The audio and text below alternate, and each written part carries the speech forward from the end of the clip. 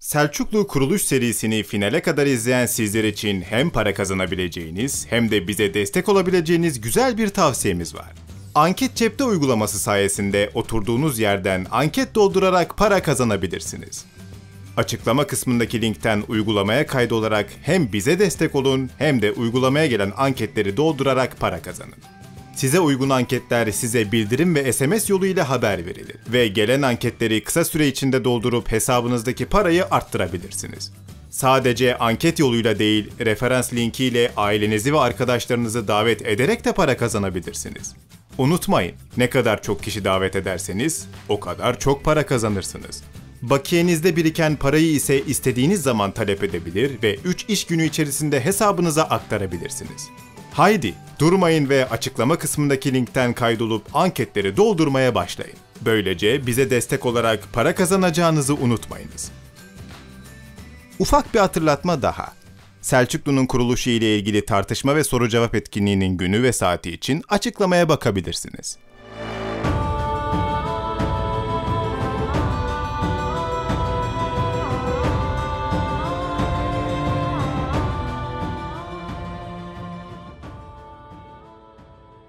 "3.000 zırhlı muhafızın arasında şehre bir cihangir gibi giren yeni hükümdarın kolunda bir yay, belinde ise 3 ok vardı. Bu görkemli törenin ardından Tuğrul, şehre girip Sultan Mesut'un tahtına oturdu.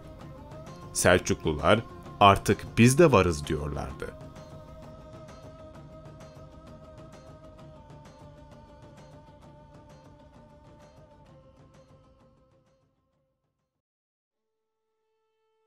Oğuz'un tahtı.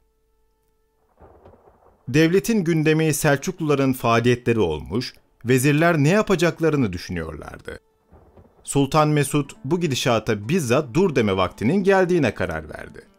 Yoksa Horasan elden çıkacaktı. İçinde fillerin de olduğu büyük bir ordu kurup Gazne'den Herat'a geçti. Ordunun 100.000'i geçtiği söylense de sayıların bu kadar yüksek olmadığı tahmin ediliyor. Ama hazırlanan kuvvetin Selçukluların üzerine yollanan daha önceki kuvvetlerden çok daha kalabalık ve güçlü olduğu ortadadır. Ülke prestijinin sarsılmasından kaynaklı diğer siyasi odaklar da Gaznelilerden bir parça koparmak umuduyla işe koyuldu. Bunlardan birisi Karahanlı Börü Tigin'di. Sultan Mesut ilk iş olarak onun üzerine gitti. Karahanlı birliklerini suyun ötesine dek attı.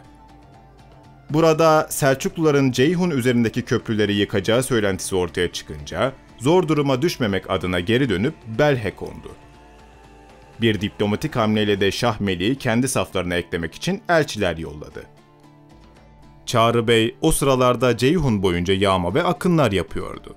Hatta emrindekiler Belh'e kadar sokulup sultanın fillerinden birini çalıp kaçtılar. Mesut bu son olayla harekete geçmeye karar verdi. Hizmetkarlarından silahını istedi. İş başa düştü deyip taarruz harekatına başladı. Çağrı Bey, Belh'teki hareketlenme üzerine diğer aile üyelerinin birlikleri olmaksızın sultanın karşısına çıkmak niyetindeydi. Bulunduğu yerden kalkıp Ulya Abad'a geldi. Rakibinden evvel buraya varan sultan yüksek bir yerde durdu.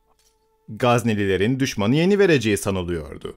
Ama rakip beklenilenden daha fazla direnç gösterdi. Sonuç gelmeyince canı sıkılan hükümdar atını istedi. Silah kuşanarak filden indi, ata bindi. 1000 özel muhafızı ile saldırıya geçip düşmanı dağıttı. Selçuklular fazla zorlamadan çöle çekildiler. Gazne ordusu ise çöl tehlikeli olduğu için kaçan düşmanı takip etmedi. Ulya Abad muharebesi kesin bir netice getirmese de sultanın moralini yükseltti. Tuğrul, Çağrı, İbrahim ve Musa beyler her zaman yaptıkları gibi ağırlıklarını ve ailelerini çöllere yollayıp emrindeki askerlerle Serahs'a geldi. Divan toplandı ve ne yapılacağı konuşuldu. Büyük Türk Sultanı Mesut, 10 binlerce askeriyle onlara doğru geliyordu. Bir an için tüm Türkmenler birleşse bu saldırıyı durduramaz kuşkusuna kapıldılar. Uzun münakaşalar arasında Tuğrul ve İbrahim Yınal, düşman karşısında durulamayacağı için batıya göç etme fikrini ortaya attı. İran'ın batısında zayıf yerel hanedanlar vardı. Orada tutunup Rum diyarlarına akınlar yapabilirlerdi. Bu fikre Çağrı Bey karşı çıktı. Ona göre kalıp savaşmak icap ederdi. Kaçarlarsa Sultan Mesut onları yakalayıp tarumar ederdi. Hem o Ulya Abad'da rakibi görmüştü. Rakibin zayıf ve kuvvetli yönlerini biliyordu. Savaş divanı Çağrı Bey'in fikri üzerine birleşti. Savaşacaklardı. İki taraf arasında Belh-Seras yolu üzerinde çok çetin çarpışmalar oldu. Zafer sürekli el değiştiriyordu. Ama genel olarak bu raundu alan Sultan Mesut oldu ve Temmuz 1039'da Seras'a girdi. Mesut bu son zaferle rakibin gücünü kırdığını düşünüyordu.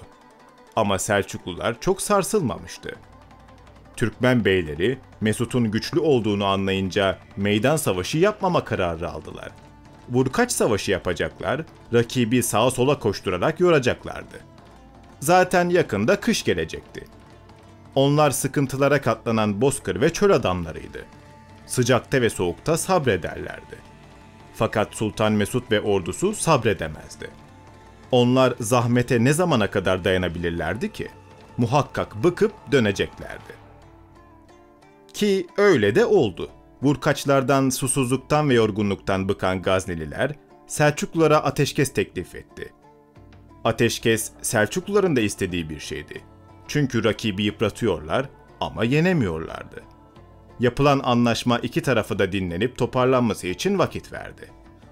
Ordularını tazelemek, yeni müttefikler bulmak için taraflar köşelerine çekildi.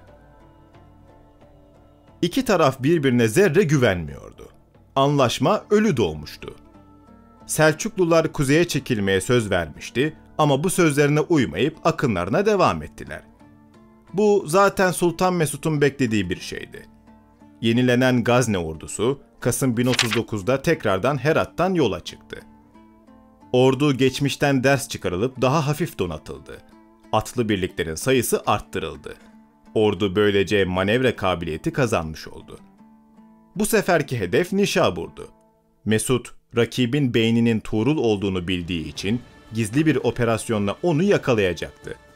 Sultanın bizzat yönettiği operasyonda Tuğrul Bey, meşakkatli bir maceradan sonra kıl payı kurtuldu. Ağırlıklarını alamasa da birlikleriyle doğuya gitti. Tuğrul'u yakalayamayan Mesut çok üzüldü. Birkaç gün sonra Nişabur'u alıp şehre girdi. Kışın burada geçirileceğini söyledi. Karşı taraftakiler ise süratle çöle çekilmeye karar verdi. Bu sefer sultanın kendileri gibi manevra kabiliyeti olan bir orduya sahip olduğunu anlamışlardı. Sultan Mesut ise çıkardığı dersler ve vezirlerinin tavsiyesiyle farklı bir taktik uyguladı. Düşmanı takip yerine korkutma yoluna gidecekti. Nesa şehrini ilerlemeyi düşündü. Selçuklular bir anda çok müşkül duruma düştü. Yurtlarını yeniden kaybetmenin korkusu onları diken üstünde hissettiriyordu. O kadar ürkmüş ve kaygılanmışlardı ki liderleri Tuğrul günlerce zırhını çıkarmamış, kalkanını yastık yapıp yatmıştı. Sadece o değil, tüm Oğuzlar tedirgindi. Ferave çölüne çekildiler. Ağırlıklarını da Balhan Dağı'na götürdüler. Mart 1040'ta Sultan Nişabur'dan ayrıldı. Tüm kritik kentlere en iyi komutanlarını yolladı. Ana orduyla Tusa vardı. Burada iken aslında uzun süredir mevcut olan bir sıkıntı iyice gün yüzüne çıktı. Buğday ve ot temini çok aksıyordu. Bölgeye o sıralar kıtlık hakimdi. Ordunun isyan etmesinden korkuldu. O yüzden Mayıs 1040'ta derhal Seras tarafına doğru yola çıkıldı. Şehir 14 Mayıs'ta savaşla alındı. Fakat her yer haraptı ve su yoktu. Halk sahraya ve dağa kaçmıştı. Bir tek buğday başağı bile bulunamadı. İşler Gazneliler için birden kötüleşti. Devlet erkanı Herat'a dönelim derken Sultan rakibin tüm birliklerini Merv'de toplayacağı haberini aldı. Geri dönmek değil, bu meseleyi bitirmek istiyordu. Bu gaye ile ilerlemeyi tercih etti. Merv yolu cehennem olmuştu. Açlık ve susuzluktan ağlayan süvariler, sağda solda düşüp kalan piyadeler, insanı çıldırtan sıcak, tabloyu gözler önüne seriyordu. Ordusunun mahvolduğunu gören sultan, "Biraz daha dayanın, Merv'de her şey hallolacak, düşman da bizimle aynı koşullar altında" diyerek askerlerini yüreklendirmeye çalıştı. kararından vazgeçmeyi düşünmeksizin yola devam etti. Kısa süre sonra Selçuklu öncü kuvvetlerinin saldırıları başladı. Onlar çöllerde ve dar geçitlerde vurkaçlar yapıyor, rakibin ağırlıklarına saldırıp bineklerini çalıyor ve morallerini bozuyordu. Gazneliler savaş nizamında yürümesine rağmen bu akınlardan büyük zararlar gördü. Üzerine disiplinsizlik ve itaatsizlik de baş gösterdi. Sultanı düşündüren rakibin hücumlarından ziyade ordusunun işte bu disiplinsizliğiydi. Selçuklularda ise gündem yine göçtü. Vazgeçilip gidilmeli miydi yoksa kalıp savaşmak mı lazımdı? Çağrı Bey'in kalıp savaşalım fikri yine kabul gördü. Öncü birlik olarak yollanan İbrahim'in ardında ana orduyla bekleyecekler, zamanı geldiğinde savaşacaklardı. Öncü kuvvetler ise savaş düzeninde ilerlemekte olan Gaznelilere 22 Mayıs'ta hücum etti. Gazne ordusu çok zayıf bir direnç gösterdi ve bir anda kaosun içine düştü. En iyi kuvvetler olan atlı gulamlar savaşa girmedi. Hatta bazıları gezice Selçuklular ile irtibata geçti. Hintliler açlıktan çaba gösteremiyor, Türkler ve Tacikler kavga ediyordu. Ordu adeta dağılmış, başıbozuk bir güruh oluvermişti. O gün ordunun bozulmamasının tek nedeni sultanın kişisel çabalarıydı. Elinde mızrakla savaşan Mesut ve etrafındakiler yenilmemeyi kıl payı kurtardı. Akabinde Gazneliler savaşa savaşa bir dere kenarına kadar geldi. Suyu gören askerler tedbirsizce koşturarak dereye hücum ettiler. Ordusunun bu halini gören Sultan Mesut'un umutları giderek bitmekteydi. 22 Mayıs'taki saldırı Selçukluları daha da yüreklendirirken Gaznelilerin ne kadar berbat bir durumda olduğunu gösterdi. Mesut yenilginin gecesinde durmadan çalışıp tüm komutanları toplamış, sıkıntıları gidermeye çalışmış, komutanlar arasındaki ihtilafları sonlandırmıştı. Bakalım onun son bir gayretle aldığı bu tedbirler orduyu Merv'e ulaştırabilecek miydi? Ertesi sabah Gazne ordusu yola çıkınca Oğuzlar yine dört bir yandan saldırdılar. Ortalıkta Çağrı ya da Tuğrul'un sancakları yoktu. Çünkü onlar tedbir olarak seçme kuvvetlerle bekleyip sadece harekatı yönetiyorlardı. Gazne ordusu bir önceki gün olduğu gibi dağılma emareleri göstermedi. Belli ki gece alınan tedbirler bir nebze de olsa işe yaramıştı. Ordu savaşa savaşa Dandanakan Kalesi'ne geldi. Gazne ordusu kaleye vardığında halk surlardan askerlere su sarkıttı. Ordu kale civarındayken Selçuklu öncüleri de savaş düzenine girerek karşılarında yer tuttular. Rakibin yakın olmasından dolayı sultanın askerleri savaş düzenine geçip beklemeye başladı. Sultan Mesut harp meclisinde son durumu kontrol etti.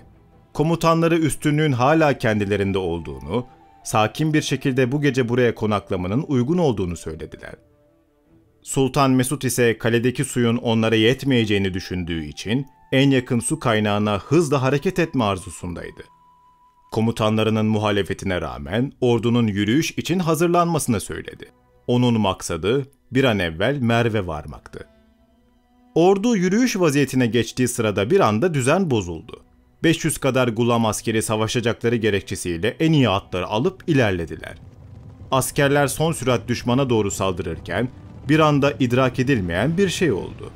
Gulamlar düşman saflarından kopup gelen binlerce süvariye saldırmak yerine kollarını açıp onları kucakladılar. Gulamlar ihanet etmiş, karşı tarafa geçmişlerdi. Kucaklaştıkları da daha önceki dönemlerde Gazni ordusunda olup ardından taraf değiştiren mültecilerdi. Bu mülteci gruplar Selçuklu ordusunun öncüleri arasında yerlerini almıştı. İhanet eden bu askerler ardından Selçuklu öncüleriyle beraber hızla Gazni ordusunun merkezine saldırdı. Zaten moralsiz, bitkin ve isteksiz olan Gazni ordusu, ihanet ve saldırı karşısında bir anda şaşırdı. Bozgun belirtileri baş gösterdi. Bunu takiben Selçuklu öncüleri ikiye ayrıldı. Bir grup ganimet avına çıkarken, diğer grupta rakibin merkezine doğru yöneldi. Gazni ordusunun mensupları telaşa kapılıp, daha kılıç bile çekemeden kaçışmaya başladı. Kaçışırken birbirini ezenler, arkasına bakmadan firar edenler, fırsattan istifade kendi ordusunu yağmalayanlar derken ordugah bir kargaşanın içine yuvarlandı. Savaşta yer alan Beyhaki, ordunun bir anda dağıldığını, Hintli askerlerin bozguna uğradığını, Arap ve Kürt askerlerin ortalıkta gözükmediğini, iyi asker gruplarının ise çatışma hattına uzak kaldığını söylemektedir. Aynı zamanda tarihçinin o gün sadece 1000 asker sadakatle vuruşsaydı, sultan bu işin üstesinden gelirdi şeklindeki tespiti hem Gazni ordusunun ne duruma düştüğünü hem de aslında çatışmanın çok büyük boyutta olmadığını göstermektedir. Çatışmanın sürdüğü alanda Sultan Mesud elinde zehirli bir harbeyle önüne geleni deviriyor, oğlu Mevdut ise kaçan askerlere "Ey namertler, birkaç atlı benim tarafıma geliniz" şeklinde bağırıyordu. Gelin görün ki şehzadenin bu çağrısına bir atlı dahi cevap vermedi. Etrafındaki az sayıda Tacik gulamı ve Türk komutanlarıyla direnen Sultan Mesud, esir düşmemek için yenilgiyi kabullenip savaş meydanından çekildi. Galibiyet haberini Merv civarında alan Selçuklu başbuğları, bulundukları yerden kalkıp savaş alanına vardılar. Daha savaş meydanındayken yapılan kurultayda Tuğrul Bey hükümdar olarak biat ettiler. Çadır kurup Sultan Mesud'un bıraktığı tahta törenle Tuğrul Bey'i oturttular. Ganimetleri topladıktan sonra da vakit kaybetmeden sultanı takip ettiler. Sıkı bir takiple Gazni ordusunun toparlanmasını engelleyen Selçuklular, böylelikle kesin zaferlerini garantiye almış oldu. Geriye tek bir şey kalmıştı. O da tüm dünyaya zaferi duyurmak. Dört bir yandaki sultan, melik, kral ve beylere yollanan elçiler, Tuğrul Bey'in hükümdarlığını ve Selçukluların yeni devletini duyurdu. Bundan gayrı herkes onları Horasan'ın hakimleri olarak selamlayacaktı. Yıllarca süren maceranın sonucunda Selçuklular, işte böyle devlet oldular.